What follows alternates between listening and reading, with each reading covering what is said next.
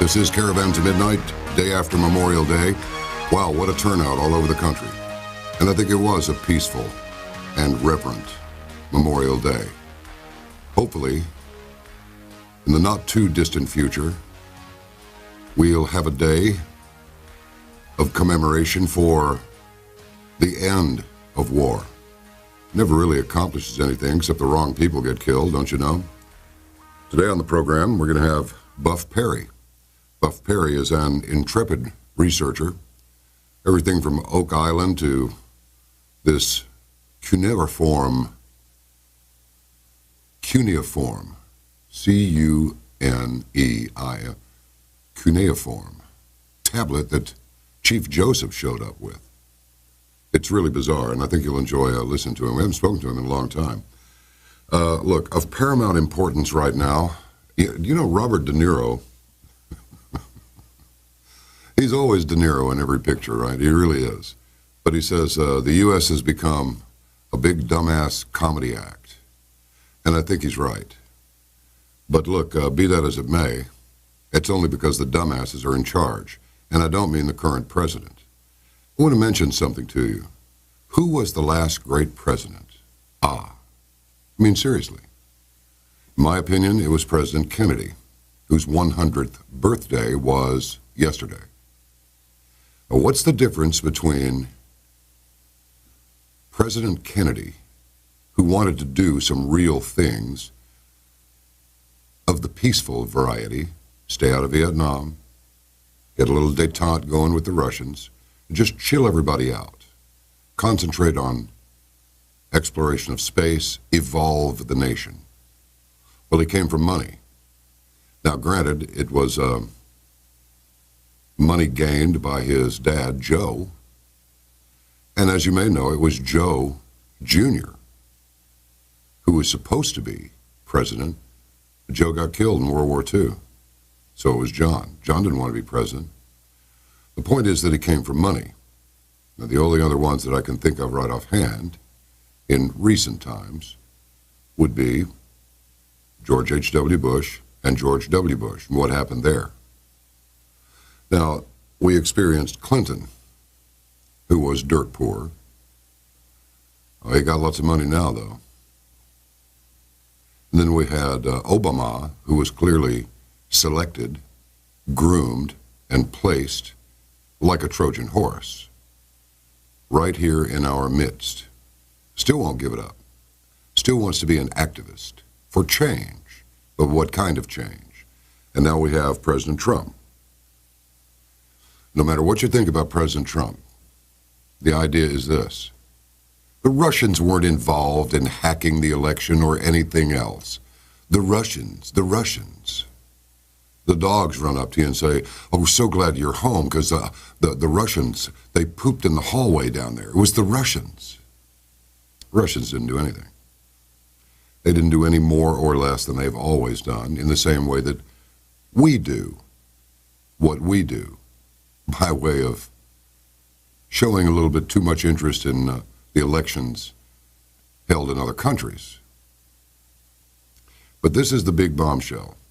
Big bombshell is President Trump is his own man. I don't think he's prancing around the bonfire out there at Bohemian Grove. Ben Carson, right? He was a presidential contender for a while. Let it slip one time on an interview that he'd been to visit President George W. Bush several times. Well, I wonder why they would call the head of children's neurosurgery at Johns Hopkins University up to the White House to talk about stuff. I wonder, just a couple of great guys getting together for a little chat. Then there was the whole Bernie Sanders ripoff by the Clinton machine. And that old broad still won't give it up. But back to President Trump. He's his own man. And these mugs up in D.C., they don't like that very much. And so what has happened? I don't think the U.S., Bobby De Niro, has turned into a dumbass comedy act. I think it's mostly the Democrats and the press that have turned into the dumbass comedy act. Sorry, Mr. Lamb, I just had to throw that in there. Besides, I was quoting De Niro. This is the most immature and irresponsible behavior I've ever seen in my entire life, and I've been around a while. But there's one thing that I do not want to fail to mention. We've got a chance here to shake up this bunch in D.C., and Mr. Trump is just the guy to do it. Makes no difference to me who he fires. He'll be hiring carefully. Look at everything that swirls around him. And then people with, in my opinion, 90 or below IQs, they grab on to what the Ministry of Smoke and Mirrors tells them and then just repeat like a bunch of parrots. But there's one thing that they're not repeating very often at Ministry of Smoke and Mirrors, and that is the whole Seth Rich narrative. Now, this is old news. I believe I already told you about this, but WND, World Net Daily, got their Twitter account suspended for about 12 hours the other week there. Well, last week. Why? Well, because they shined a light on Donna Brazil's reaction to being asked about Seth Rich. Wasserman Schultz goes to the D.C. police chief to say, that laptop or that PDA, whatever, well, that's mine, and there are going to be consequences if you don't turn it over. And then there's former FBI Director Comey, who's already handing out immunity over the whole hacking scandal, whole email scandal, Hillary Clinton, Secretary of State's private server. Would someone explain to me how it is that somebody can handle sensitive government material from a private server? Not use the government server. No, use your own server. And then Huma winds up putting it on her pervert husband's laptop. Somebody tell me why this is all right. Have you ever even heard of anything like this happening before? I haven't. Let's go back to Comey for a second. Yeah, it's okay for you to destroy your laptops and your Blackberries or whatever phone they're using. Seth Rich. Folks, don't let this Seth Rich thing go. We need to keep the pressure on to find out exactly what happened. We know what happened to him, but why it happened to him. Who gave the order? We may never know the assassin. We can find out who gave the order. And the pressure has to be kept on, or the story will simply die, and we cannot let that happen. He was just a kid.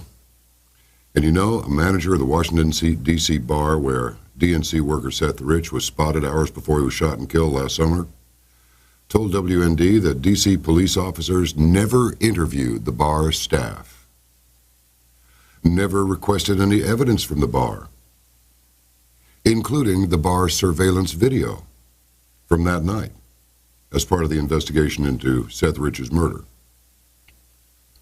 The revelation backs up a claim made by a private investigator who worked on the case and said D.C. police were told to stand down on the investigation. We want to know who told them to stand down. And we want to know who was told to stand down and who did stand down. I guess that would be the D.C. police chief, maybe? I don't know. The WND also can report that the investigator recently was ordered to cease and desist his work on the murder case. A manager of Lou's City Bar told WND the police never asked for the surveillance video from that night. His name is being withheld from this story. He said the bar's surveillance video runs in a cycle of 30 days and that by now any footage that may have existed of Rich, the last night he was seen alive, has been taped over. Furthermore, the manager said police never asked for any other kind of evidence from the bar, such as Rich's bar receipt from that night.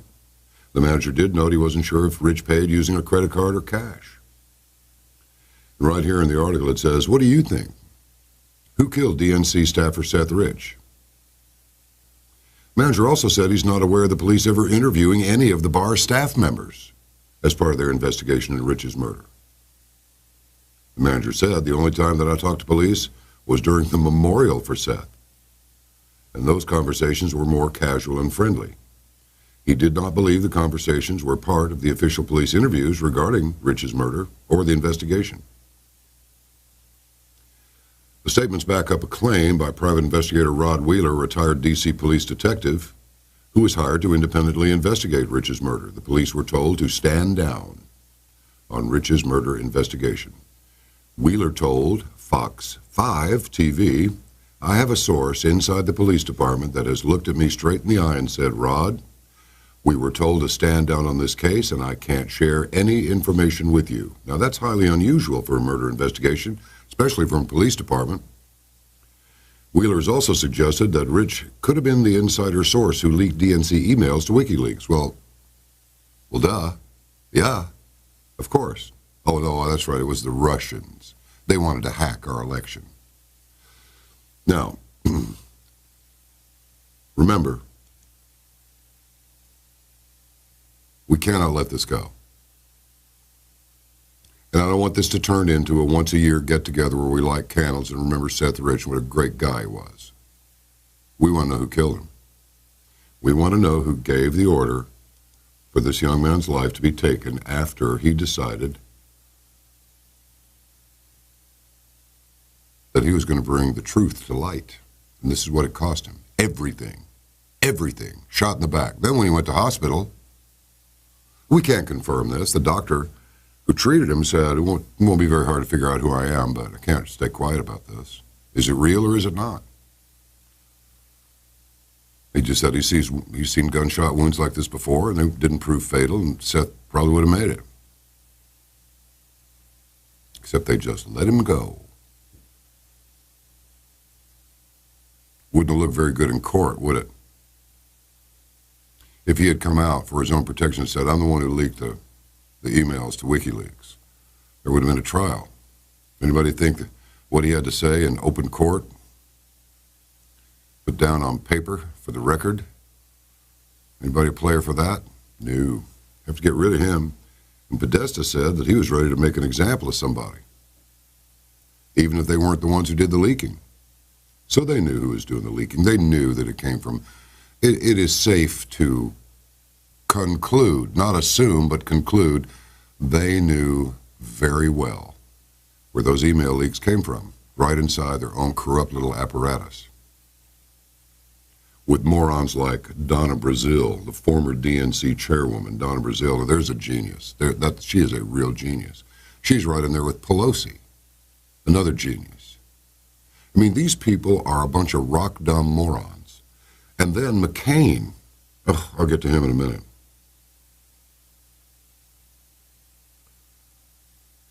Donna Brazile warned off Private Eye on Seth Rich murder. That was a WND tweet.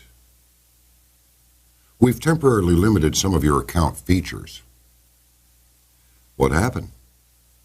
"We've determined that you have violated the Twitter rules, so we've temporarily limited some of your account features. While in this state, you can still browse Twitter, but you're limited to only sending direct messages to your followers. No tweets, retweets, or likes. Your account will be stored at full functionality in 11 hours and 10 minutes. That's America. Published 6 days ago. Twitter. "We don't want you talking about that, because we support the Democrats, and we don't want you making people think that maybe they did anything wrong. The whole damn party is wrong. The whole party is corrupt. How many bodies do we need in the wake there of the Clintons? And that old bag who wears these anti-seizure glasses now, it has been reported, just can't let it go. Oh, she really won the election. Really, the whole country turned red, except for a few spots of blue here and there. You got crushed. And you'd have been crushed worse if it hadn't been for the votes flipping from Trump to Hillary, Trump to Hillary. Anybody hear one instance of a vote flipping from Hillary to Trump? No. Ha ha ha ha ha. Millions of illegal aliens voted. Oh, you're dreaming. No, we're not dreaming at all. That's why we want them out. Out. No vote, no money, no slack. Out. You go down to Mexico without a passport, and in about maybe you'll get to make a call around Christmas of 2025 to let somebody know where you are. I'm in a cartel-controlled jail. I'm chained to my bed. I'm using one of the drug lord's cell phones to say Merry Christmas. That's what you'll get if you go to Mexico with no passport, no papers, no ID. Just show up. Yeah, that'll work. But this new breed of commie-crat, my dad called the Democratic Party the commie-crats, all the way back to the early 60s. And all these anonymous sources, all these stories that people like that, well, he lost weight, so we can't really call him Lardball anymore. That would be Chris Matthews. I guess we can call him Papa Oscar Sierra, though, can't we? Oh, he just runs with it. Just anything that he can use to denigrate our duly elected president, oh, he's going to roll with it. Now, the Daily Caller, Sean Spicer ends his first press briefing in 15 days by criticizing fake news and false narratives. This is by Caitlin Collins, White House correspondent. Sean Spicer admonished reporters who quote anonymous sources in their stories just hours after the president himself retweeted an article that cited a single anonymous source in defense of his son-in-law. Press secretary ended his first on-camera briefing in 15 days after he took questions for nearly 20 minutes today. And he answered the last one and went like this. President Trump is rightly concerned by anonymously sourced reports. He is frustrated, like I am and so many others, to see stories that come out that are patently false, to see narratives that are wrong, to see fake news. When you see stories get perpetrated that are absolutely false, that are not based in fact, that's troubling. Oh, it's more than troubling. People today would say it's very concerning. Do not use that expression. Do not say, well, it's very concerning. Do not say that. That is improper English. It's okay up at the University of Wisconsin-Madison. Because, you know, especially among minority students, because according to them, proper English is just too hard for minority students. So Ebonics should be not just tolerated, but encouraged. We don't want to make it too hard for them, do we? Well, let's not make it hard on ourselves by using terms like, it's very concerning. You can say it's a source of great concern, or this concerns that. Concerning Smith, because this concerns, but it's very concerning. Ugh. What has happened to the language? Anyway. Last thing on Spicer, he even volunteered an example of what the administration considers to be fake news. A tweet from BBC News reporter that claimed Trump was not wearing a listening device as Italian Prime Minister Paolo Gentiloni. Okay, Paolo Gentiloni delivered remarks during his foreign trip last week. Well, he's not even listening to the Italian Prime Minister. Got that smug look on his face as he gives you the news. Don't fall for it. It's like I always say, who watches the watchers? We do. Who watches us? You do. And when you catch us, if you do, making a mistake, sing out. By the way, somebody said, why are you against Israel? I'm not against Israel. I know nothing about the politics of Israel. Never been to Israel. May never go to Israel. Don't know what it's like to live the life of a Palestinian any more than I know what it's like to live the life of an Israeli, or just a Jew who's not actually an Israeli. The only thing I know about Zionism, what I've been told and what I've read. That's it. But I do like people to come on to the program, whether it's Caravan to Midnight or whether it's Arc Midnight on Saturday night. 3 hours, 9 to midnight Central Time. Saturday night, KLIF. I like people to come on and give us all they got. Tell us who they are. Just because I interview somebody doesn't mean that I buy into everything that they say. And in fact, except for occasionally in the news segment, people don't really know what I'm thinking. Some of that is reserved for me. You know what I mean? I'm sure you can relate to that. I'm pretty sure that some of the things that you think are reserved just for you. Yeah? Okay, good. So anyway, it's just so stupid. Friday, the president was having a discussion at the G7, someone from the BBC, and ultimately an incoming reporter from the New York Times said he was being rude by disrespecting the Italian prime minister. That's the kind of thing they push out and perpetuate. It's true. That's just fake. That's fake. That's what Spicer said, and he's right.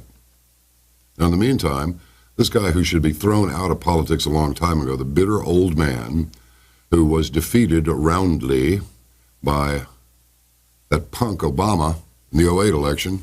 Why'd they run McCain anyway? I'll tell you why they ran him, because they knew he couldn't win. Any more than Romney could win. You know that. Well, he decides to pop his mouth off. McCain, the chairman of the U.S. Senate Armed Services Committee, this comes from Bloomberg Politics, and the Republican presidential nominee in 2008 said that Australia wasn't alone in questioning whether America was still committed to upholding peace and justice around the world. Now, what does this dotard, dementia-ridden individual doing in Congress at all? Arizona, I'm asking you, why can you not get rid of John McCain? And if you can, why have you not done it? He is a disgrace, in my opinion. The things that come out of his mouth are absolutely unbelievable. Yes, Australia isn't alone in wondering if America is still committed to upholding peace and justice around the world. Well, what justice have you upheld lately? Pal, get over it. The country went for Obama. Not you. And frankly, I can't imagine who would have been worse. I'm thinking McCain would have been worse. Actually, can you imagine that? I can. Other American allies have similar doubts these days, and this is understandable. McCain, 80 years old, told a crowd at the University of Sydney's U.S. Studies Center, I realize that some of President Trump's actions and statements have unsettled America's friends. They have unsettled many Americans as well. Well, you're not only unsettled, you're unhinged. John, get off the stage. It's over. With every word that comes out of your mouth, you sound more like an idiot with each and every word. Get out of here. After 3 days with Trump, German Chancellor Angela Merkel told supporters at a campaign event in Munich on Sunday that the times when we could fully rely on others are to some extent over. Yeah, you're going to get to pay your bill. When the Russians put a wall down the middle of Germany, we were on one side, they were on the other. Then the wall came down. That was Ronald Reagan. And in the meantime, how much dough have you chipped in on keeping the big bear at bay? You know, the big bear, the big Russian bear. While your country's overwhelmed with fighting age men.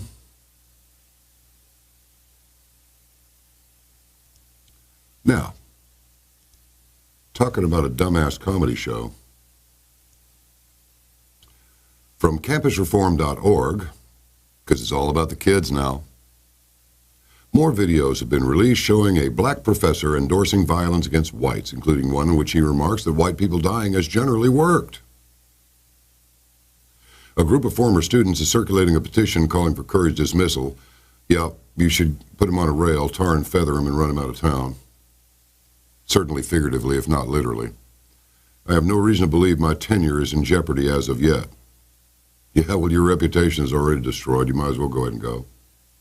Professor Tommy Curry of Texas A&M University became a focus of controversy earlier this month when a recording of a 2012 podcast interview resurfaced in which he discussed killing white people in context and asserted that in order to be liberated, some white people may have to die. Now, what would happen if somebody said, well, you know what, we could save a lot of money. You know, if we really wanted to balance the federal budget and cut down on all kinds of crimes, some black people may just have to die. I mean, let's keep that in context. Wouldn't that go over big?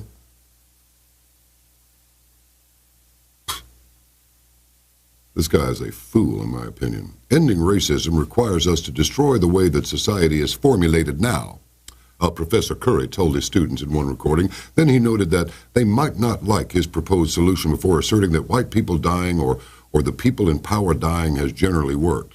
Yeah, so is rubbing out the villagers and the poor. You're a moron, and you need to get the hell out of academia. You are a fool, in my opinion. I'm using the word fool. Calleth not thy brother a fool. He ain't my brother. Not at all. He's an idiot and has no business being around impressionable minds, or what's left of him after high school got finished with him. Then from Neonet, actually Neonetal. Wrong. God, what a collection of letters. Neon Nettle. Neonnettle, neonnettle.com. By Daniel Newton. President Duterte, CIA want to kill me for exposing ISIS as their creation. Duterte claims that the U.S. intelligence agency targeted his country by infiltrating ISIS militants in an attempt to overthrow him and destroy his country. In a recent interview with RT.com, Duterte said, ISIS has established a base in my country down south, and we're fighting terrorism just like any country, and we need arms. And suddenly, 2 senators of the U.S. Congress said they will not proceed with the exportation. I said, no problem. I can always go to China or Russia.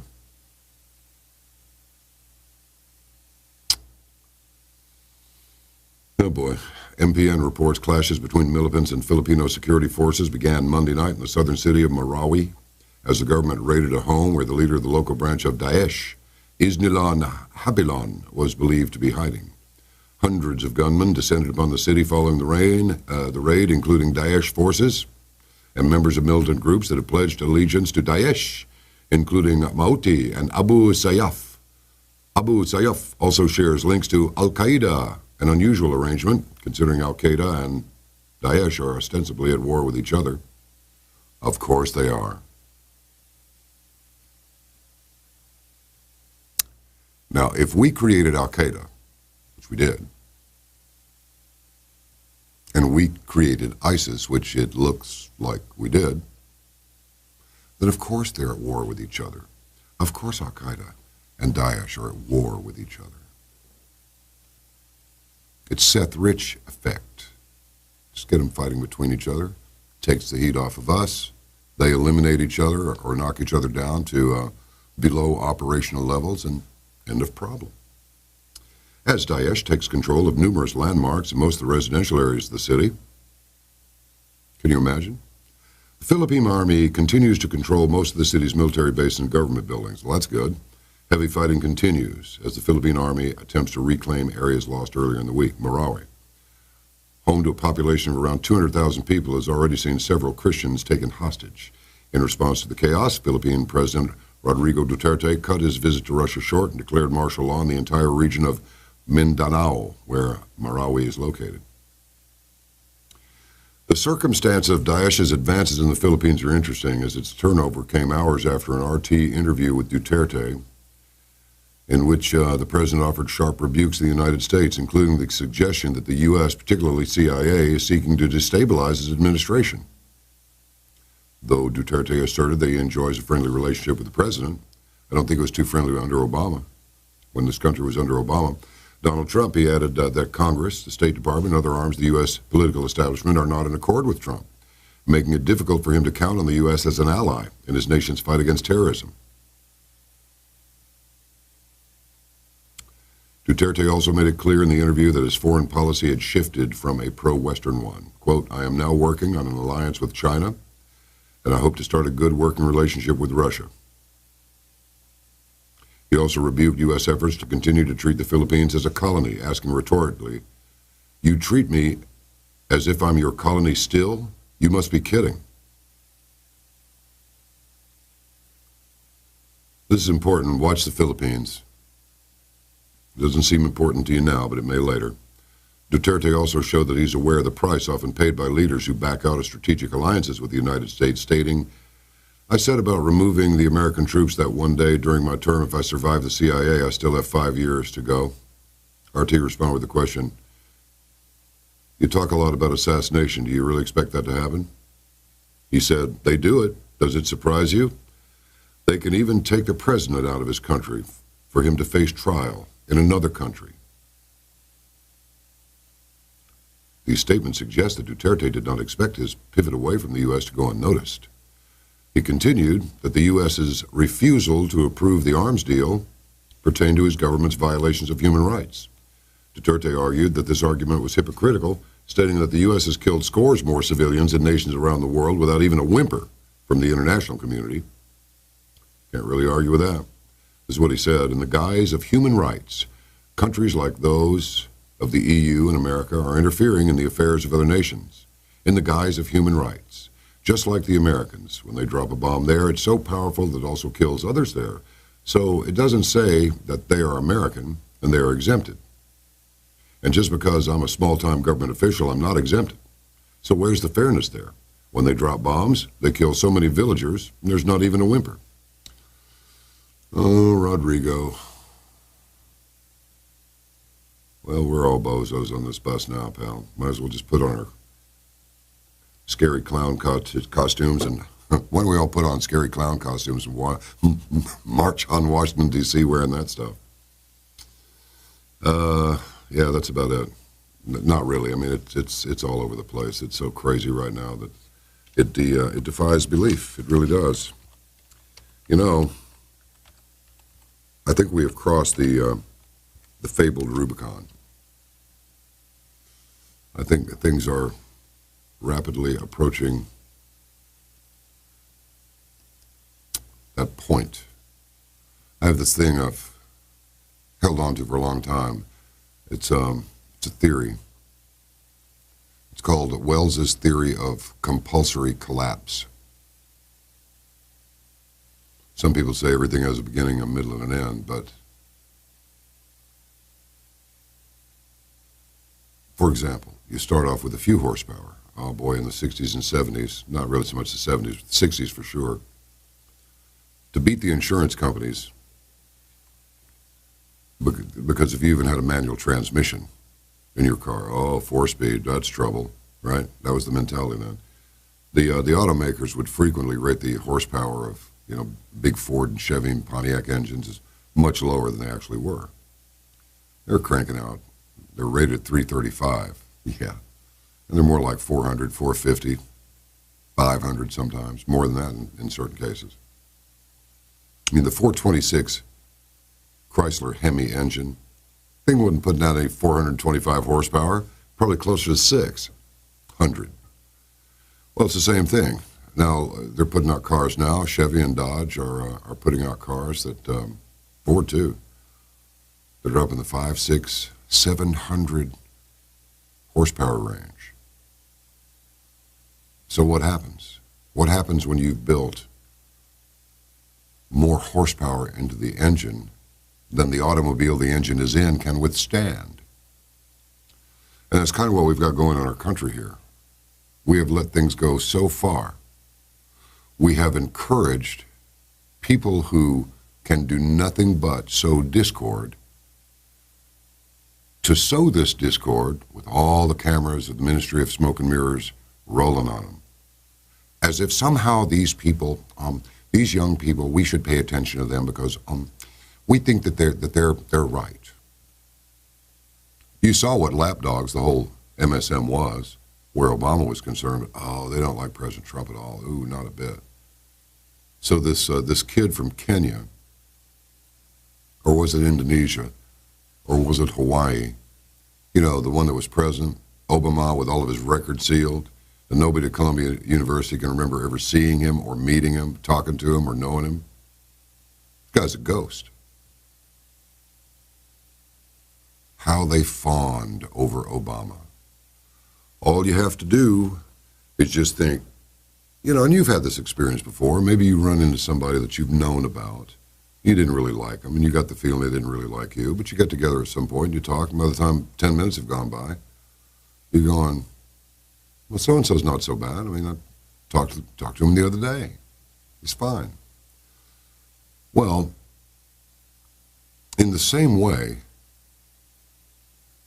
you think back, and you go, oh, yeah, well, so-and-so did say something about that person, and yeah, somebody else hinted that they might be involved in this or that. But what does it tell you when the entire media, with the exception of the alternative media, was so, I'm not going to use that expression. Every time Obama stopped in a hallway and the media was following, their faces would go halfway up. I'll leave it there. Oh, but they can't stand Donald Trump. And why is that? It's because his wife doesn't look like a football player in a dress. Because he doesn't smoke cigarettes, he's not cool. It's because he doesn't want to go over and have a beer and talk it out. You know, the cops and the professor, whatever he was, the cops thought he was just another black guy breaking into a house. Like that never happens, right? Well, we all know white guys break into houses too. Mexicans and Asians, I reckon, as well. Do you see how the media polarizes everybody? Everybody. So, I'm just asking, consider two things. Number one, the difference in the treatment of this president versus the last one. The damage that the last one caused the country, the embarrassment to the country that he was as he went around the world bowing here and bowing to the Saudi king and talking about, oh, America has been arrogant. No, Obama, you're the only one that's been, you have been the poster boy for arrogance without a whole lot of mental power behind it. You think you're some sort of a messiah, some revolutionary messiah. Well, you're over with. And so is that old bag Hillary Clinton. But the leftists are too stupid to recognize this. But they're going to be forced to recognize it sooner or later because their deal's over with. The left is finished.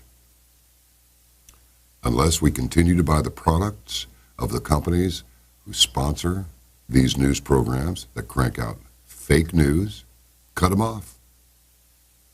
Cut them off. Just tell them you support this and we will not buy your products. We will see to it that you can't sell any products enough to keep your business going if you continue to support the Ministry of Smoke and Mirrors and the lies that they push out to the American people. We just won't have it. And listen, I've never been to Russia either, but I will tell you that you're going to get a lot straighter story if you go to Russian publications than you will to traditional American publications. Starting with the Post, the Times, this one, that one. It's just not happening anymore. I really don't know what happened here. I don't know what happened. But we now have kids on college campuses wanting a restriction of freedoms, a withdrawal.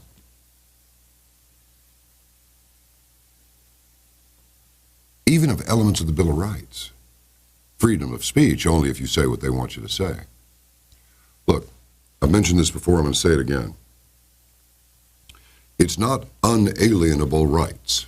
That's as much a mispronunciation of that word as the use of concerning. It's very concerning. Stop that. It's not unalienable rights. It isn't. What does that mean?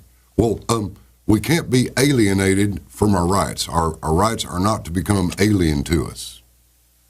What do you mean, alien like across the border or alien from another planet? Both? No. The word is pronounced unalienable. Unalienable. Can't place a lien on it. Can't keep you from having it. Not unalienable. Unalienable. You don't believe me? Look it up. I invite you to look it up. I invite you to look up and research everything I say that causes you any discomfort or makes you go, no, wait. What? Look into it. I'm not the oracle. I don't want to be the oracle. I just want to be John B., damn it. And that's it. So look, I'll tell you what. If you're watching this on YouTube, thanks for watching. And if you're not a member of Caravan to Midnight, I'd love for you to be a member of Caravan to Midnight because we don't have any corporate suits telling us no. You can't talk about that. Don't cover that story. Don't talk to this person. Don't talk to that person. We talk with whomever will allow us to talk to them. Well, if you run that story or you talk to that person, we'll pull our sponsorship. Well, that threat doesn't exist because there aren't any sponsors except for the Caravanners themselves, and they make this program possible, and I thank them for it. And get it while you can. Somebody may decide, well, we're going to suspend your YouTube channel because you say things that we don't agree with. Well, that's just too bleeping bad because this is America, and we have this thing called freedom of speech, and we have this thing called freedom of the press, and it's up to the consumer, the reader, the watcher, the listener, to determine whether the program is of value or not. You, Mr. Corporate Moron, do not get to make that determination. In this regard, you have zero power. Zip, bupkis, nada. The Caravanners have the power. There's the link. Right down there. Click it and join us. Stand by.